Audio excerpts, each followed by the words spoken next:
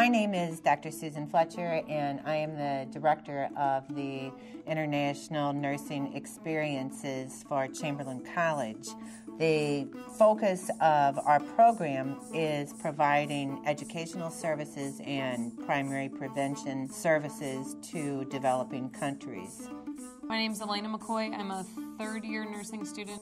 The mission of the International Nursing Service Project is to help give the students a different opportunity in working with people, as well as to get out in the community in these different countries and to help those people that are in need.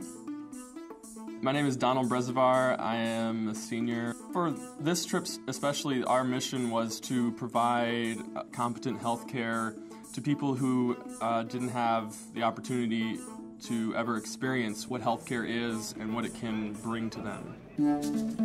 The area of focus in the country that we went to was primarily the slums. We worked in 3 distinct slums within Nairobi.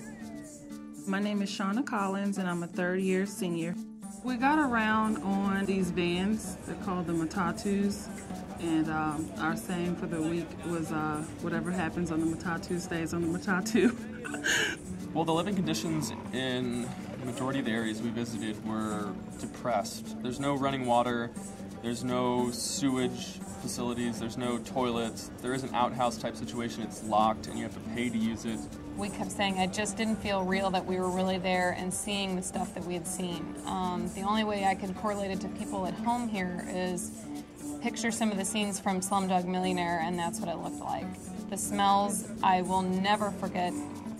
My name is Katie Funkhauser, and I've always had this theory that I know I can't change the world, but I'd like to change lives.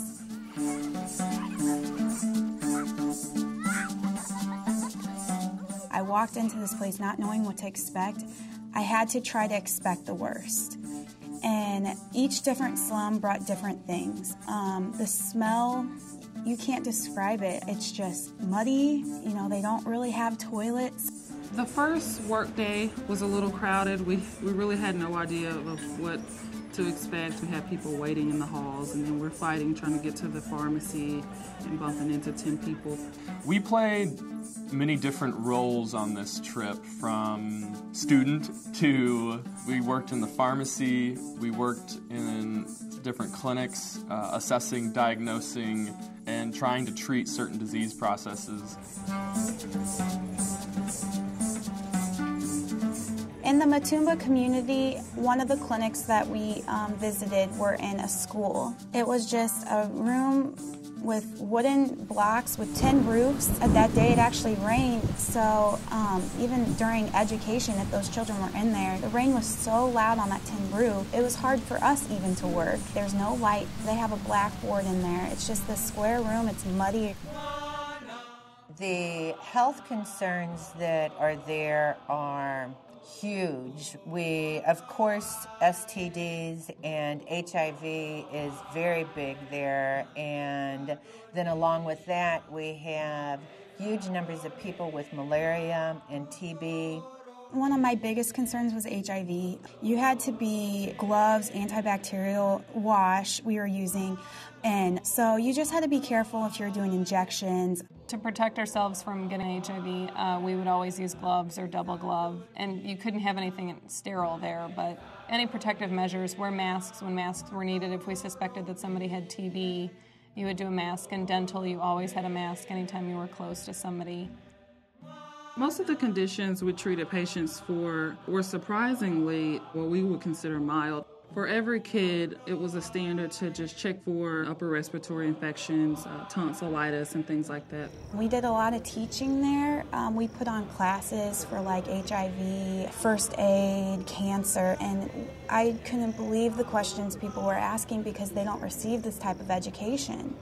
The Matumba slum, we were the first medical group that has ever visited that slum before. No one in that slum has ever been given any sort of health care within their own district. We had a dentist working with us every day. We gave out toothbrushes and dental floss and toothpaste for the children as well.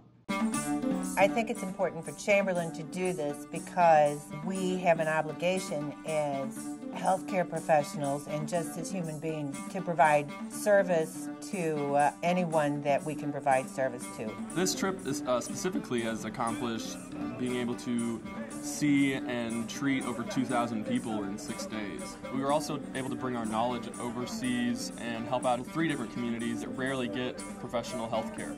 We go initially because we think we can offer so much to the people of a developing country, but in turn, it's the people of the developing country are giving us so much. I said I knew going into it that I would enjoy it, but I didn't realize how much I would and how it's definitely my first trip, but definitely not my last.